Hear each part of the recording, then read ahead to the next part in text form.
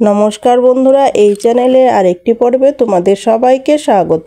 তো বন্ধুরা, তোমরা কেমন আছো? আশা করি দেশ কিংবা দেশের বাইরে যে যেখান থেকে আমার এই ভিডিওটা দেখছো তারা সবাই ভালো আছো এবং ঈশ্বরের কৃপায় সুস্থ আছো। বন্ধুরা, প্রতিদিনের কাজগুলি যদি আমরা কিছু টিপস ফলো করে কাজ করি তাহলে কিন্তু সংসারে কিছুটা আয়ও হয় এবং নিজেদের জন্য কিছুটা সময় বের করতে পারি। তো তারই কিছু জানা অজানা টিপস নিয়ে চলে এসেছি। তো চলো বন্ধুরা, দেরি না করে টিপসগুলো দেখে ফেলি এবং আমার ভিডিও তোমাদের কাছে কেমন লাগে অবশ্যই জানিও। বন্ধুরা, আমরা তো লঙ্কা আমাদের গৃহিণীদের সকলকে লঙ্কা কাটতে হয়, আর বিশেষ করে যারা নতুন গৃহিণী তাদের তো খুবই অসুবিধা হয়, লঙ্কা কাটতে গিয়ে হাত জ্বালাপোড়া করে। তো আমাদেরও এরকমটা হয় যে লঙ্কা অনেকেরই আছে যে লঙ্কা কাটতে গেলে হাতটা খুব জ্বালাপোড়া করে। তো দেখো, এই জ্বালাপোড়া করলে এটা কিন্তু প্রচণ্ড সমস্যা। কিন্তু কি করতে হবে, আমাদের তো করতেই হবে কাজটা, তাই না? কাজটা তো না করলে চলবে না, কাজটা তো আমাদের করতেই হবে। তো কি করলে এই জ্বালাপোড়াটা দূর হবে তারই একটি ছোট টিপস তোমাদের কাছে শেয়ার করছি। আশা করি তোমাদের জানতে পারলে বা দেখলে কাজটি করলে তোমাদের ভালো লাগবে। তো দেখো সেটা কি করতে হবে বন্ধুরা, হাতটা তো প্রচণ্ড জ্বালা করে, তখন কি করবে তোমরা, হাতের মধ্যে যে জায়গাটা জ্বালা পোড়া করে, হয়তো হয়তো আঙুলের মাথাটা জ্বালা পোড়া করছে বা এই হাতের তালুতে জ্বালা পোড়া করছে, তখন কি করবে, আলু নিয়ে নিবে। হ্যাঁ বন্ধুরা, আলু নিয়ে নিবে। আলুকে দু টুকরো করে কেটে তারপরে মাঝখান থেকে কেটে যে আলুটার মধ্যে চাকু দিয়ে ভালো করে এরকম করে ফুটো করে নেবে, যাতে আরও ভালো করে আলুর যে রসটা রয়েছে বা কষটা রয়েছে সেটা যাতে আর ভালো করে বেরিয়ে আসে। তারপর কি করবে, হাতের মধ্যে ভালো করে একটু ডলে নেবে। তো এরকম করে ঘষে নেওয়ার পর দেখবে হাতের কিন্তু জ্বালাপোড়াটা একদমই চলে যাবে। যেই জায়গাটা জ্বালাপোড়া করবে সেই জায়গাটাতেই দিয়ে দিবে, দরকার হয় আবারও আলুতে একটু ফুটো করে নেবে, ফলে রসটা আরও বেশি বেরিয়ে আসবে। তখন কিন্তু আমাদের হাতের জ্বালাপোড়া একদমই চলে যাবে। আশা করি তোমাদের এই টিপসটিও বেশি ভালো লেগেছে। তো বন্ধুরা, ভালো লাগলে একটা লাইক করে দিও। তো চলো বন্ধুরা, আমরা পরবর্তী টিপসটা দেখে নিই। বন্ধুরা, আমি হাতে নিয়ে নিচ্ছি একটু খাবার সোডা। তো এটা আমরা কি করব তোমরা দেখতে থাকো, দেখলেই বুঝতে পারবে। তো প্রথমে আমি নিয়ে নিচ্ছি এখানে খাবার সোডা, তারপরে সাথে নিয়ে নিব একটু ভ্যাসলিন। হ্যাঁ বন্ধুরা, সামান্য পরিমাণে একটু ভ্যাসলিনও নিয়ে নিব। আর এই ভ্যাসলিন আর খাবার সোডা এটা মিশ্রণটাকে আমরা কি কাজে ব্যবহার করব দেখতে থাকো, কেটে কেটে দেখো না, তাহলে বুঝতে পারবে না। হয়তো কেটে কেটে দেখতে গেলে হয়তো তোমরা কিছু মিস করে যাবে, তো দেখতেই পারবে না। তো দেখো, এটা আমি ভালো করে এটার সাথে লাগিয়ে নিলাম। লাগিয়ে কি করব বন্ধুরা, হাতে একটু ভালো করে মেখে নেব। অনেক সময় হয় না, হাত আমাদের রুখো, সমস্ত কাজ করার পর আমরা যখন সব কাজ শেষ করে ঘরে বসি তখন হাতগুলো রুখো শুকো হয়ে যায়। এই ওয়েদারে শীতকালে কিন্তু প্রচণ্ড হাতগুলো রুখো শুকো হয়ে যায়। তখন কি করবে, তখন যদি এরকম করে খাবার সোডা আর ভ্যাসলিন ভালো করে এরকম মিশ্রণটিকে ভালো করে হাতে ভালো করে মেখে 5 মিনিট মতো রেখে দাও। রেখে দিয়ে তারপর তোমরা যদি হাতটা ভালো করে ধুয়ে নাও না, তাহলে হাতটা কিন্তু খুব সুন্দরভাবে পরিষ্কারও হবে আর খুব নরম, তুলতুলে নরমও হবে, একদম সফট হবে, খুব সুন্দর কিন্তু হাতটা পরিষ্কারও হবে।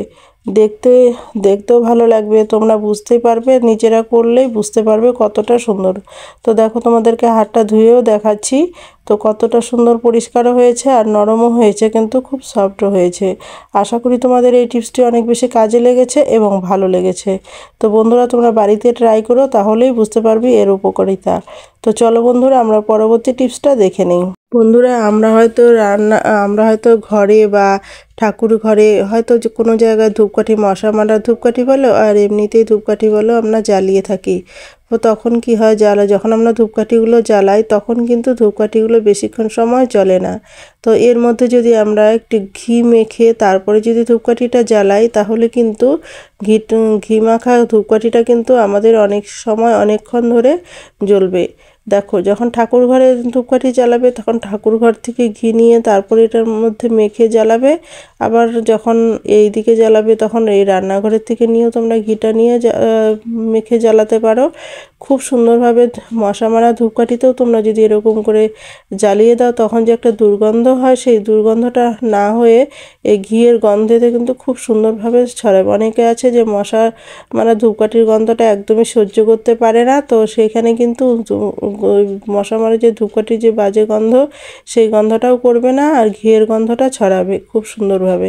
আর ধূপকাঠিটাও অনেকটা টাইম জ্বলবে। তো তোমাদেরকেও আমি ধরিয়েও দেখাচ্ছি কতটা সুন্দরভাবে জ্বলে যায়, খুব সুন্দরভাবে কিন্তু জ্বলবে। তো তোমরা কি করবে, ঠাকুর ঘরে যখন ধূপকাঠি জ্বালাবে, ঠাকুর ঘরের থেকে ঘি নিয়ে ঠাকুর ঘরে ধূপকাঠি জ্বালালে তারপরে আবার যখন এইদিকে ধূপকাঠি জ্বালাবে তখন রান্নাঘর থেকে তোমরা নিয়ে ইউজ করতে পারো। তো দেখো খুব সহজেই কিন্তু ধূপকাঠিটা অনেকক্ষণ জ্বলবে। এতে কি হবে, আমাদের ধূপকাঠিটারও আয় হবে, অনেকক্ষণ জ্বললে পরে আমাদেরও ভালো লাগবে, তাই না বলো? তো দেখো এইভাবে আমরা যখন ধূপকাঠি, আবার ধূপকাঠি বলো মশা মারার ধূপকাঠি বলো, যদি রাখি সেটার কিন্তু একটা দুর্গন্ধ হয়। আর মশা মারা ধূপকাঠি তো প্রচণ্ড দুর্গন্ধ ছড়াতে থাকে, কিন্তু ঘি মাখালে কিন্তু সেই দুর্গন্ধটা হবে না। আশা করি তোমাদের এটা ভালো লেগেছে। তো তারপর বন্ধুরা দেখো, এর সাথে তোমাদের আরেকটা জিনিস শেয়ার করি। তো বন্ধুরা দেখো, আমরা ধূপকাঠি যখন রাখি বা মশা মারি ধূপকাঠি রাখি, তো রাখার কিন্তু স্ট্যান্ডটা আমরা খুঁজে পাই না, হয়তো হারিয়ে গেছে বা কোথায় রেখেছি খুঁজে পাচ্ছি না। তো আমাদের পুরনো এরকম যে তালাগুলো থাকে সেই তালাগুলোর মধ্যে করে কিন্তু আমরা খুব সহজেই স্ট্যান্ড বানিয়ে রাখতে পারি। এদিক থেকে ওদিকেও নেওয়া খুবই সহজ হয়ে যায়, কোনো রকমই অসুবিধা হয় না। আশা করি তোমাদের এই টিপসটি অনেক বেশি কাজে লেগেছে এবং ভালো লেগেছে। তো ভালো লাগলে একটা লাইক করে দিও। তো চলো বন্ধুরা, আমরা পরবর্তী টিপসটা দেখে নিই। বন্ধুরা, আমাদের যে এই সায়া বা পেটিকোট যেটাই বলো না কেন, এইটার যে ডুরিগুলো হয় অর্থাৎ কোমরের যে ডুরিটা হয়, এই ডুরিগুলো কি হয়, একভাবে এক পাশে ছোট হয় এক পাশে বড় হয়। কোনো সময়টা তো এরকমটা হয় যে একদম ভিতরে চলে যায়, পরে আবার এটাকে বের করে নিয়ে আসতে হয়, খুব অসুবিধা হয়। হয়তো পড়তে গেলে তখন আবার ঢুকে গেল, আবার সেটাকে বের করে আবার পড়তে হয়। তো এরকমটা কিন্তু আমাদের হয়েই থাকে। তো কি পদ্ধতি অবলম্বন করলে সেই কাজটা আর করতে হবে না, খুব সহজেই অসুবিধায় পড়তে হবে না, তারই একটি ছোট টিপস তোমাদের কাছে শেয়ার করছি। তো দেখো, এর জন্য কি করতে হবে, সমান সমান করে দুপাশটাতে এরকম ভাঁজ করে সমান সমান করে ধরে তারপরে সুই সুতো দিয়ে এই জায়গাটা মাঝখানটার মধ্যে যদি একটু সেলাই করে দেওয়া যায়, ডুরিটা সহ যদি সেলাই করে দেওয়া যায়, তাহলে কিন্তু আমাদের ডুরিটা কিন্তু এক পাশে বেরিয়ে যাবে, যে এরকমটা কিন্তু আর হবে না। আশা করি তোমাদের এই টিপসটি অনেক বেশি কাজে লেগেছে এবং ভালো লেগেছে। আশা করি এর পরবর্তী থেকে এই ভিডিও দেখার পর আর তোমাদের এই ধরনের অসুবিধা হবে না। ভালো লাগলে একটা লাইক করে দিও এবং পরিবারের সকলের সাথে শেয়ার করতে বন্ধুরা একদমই ভুলো না। এবং তোমরা কোথা থেকে আমার এই ভিডিওটা দেখছো তা কমেন্ট করে অবশ্যই জানিয়ে দিও, তাহলে আমি বুঝতে পারবো দেশের কোন কোন জায়গায় আমার ভিডিও পৌঁছেছে। চলো বন্ধুরা, তাহলে আমরা পরবর্তী টিপসটা দেখে নেই। তো বন্ধুরা, আমাদের তো আমরা লেবু পাতা তো সকলের বাড়িতেই লেবু গাছ রয়েছে। তো লেবু গাছ কিন্তু আমাদের এই ঠান্ডার দিনে কিন্তু লেবুর পাতা কিন্তু খুব উপকারী একটি পাতা। এটা কিন্তু খুব ভালো কাজে লাগে, গরমের দিনেও যেমন কাজে লাগে তেমন ঠান্ডার দিনেও কিন্তু কাজে লাগে। কিন্তু টিপসটি কিন্তু ভালো করে জানতে হবে, তবেই না কাজে লাগবে। তো দেখো আমরা কি কাজে ব্যবহার করি, চলো লেবু পাতাগুলো চলো দেখে নিই।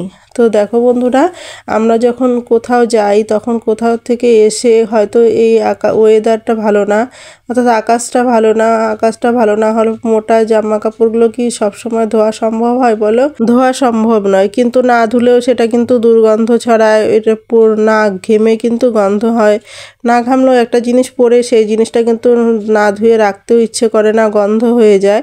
তো দেখো, সেখানে যদি এক্সপায়ার হওয়া পাউডার যে রয়েছে সেই পাউডারগুলো দিয়ে তারপরে যদি আমরা এটার মধ্যে লেবুর পাতা, দুপাশে দুটো লেবুর পাতা দিয়ে তারপরে যদি এটাকে ভাঁজ করে আমরা রেখে দেই, ভাঁজ করে রেখে দেওয়ার পর এটা যদি আমরা কিছু 2 ঘন্টা সময় আমাদের কিন্তু রাখতেই হবে।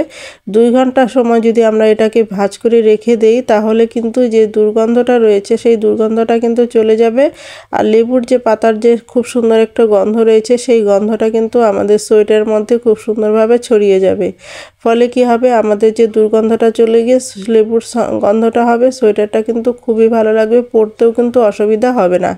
আশা করি তোমরা বুঝতে পেরেছো। 2 ঘন্টা পরে কিন্তু সোয়েটারটা আবার ভাঁজ খুলে তারপরে তোমরা লেবুর পাতাটা সরিয়ে দিয়ে তারপরে তোমরা যেভাবে খুশি তোমরা সোয়েটারকে ভাঁজ করে রেখে দিতে পারো, কোনো রকমই অসুবিধা হবে না। আকাশ খারাপ অবস্থা এইভাবে তোমরা কিন্তু এই টিপসটি ফলো করে তোমরা কিন্তু ধোয়া কাচার থেকে রেহাই পেতে পারো। আশা করি তোমাদের এই টিপসটি অনেক বেশি ভালো লেগেছে। তো বন্ধুরা, ভালো লাগলে লাইক কমেন্ট শেয়ার করে দিও। আর এই ভিডিওতে যদি কেউ নতুন হয়ে থাকো তাহলে সাবস্ক্রাইব করে আমার পাশে থেকো এরকম নিত্য নতুন ভিডিও পাওয়ার জন্য। তো বন্ধুরা, আজ এই পর্যন্ত, দেখা হবে নেক্সট ভিডিওতে। কেমন?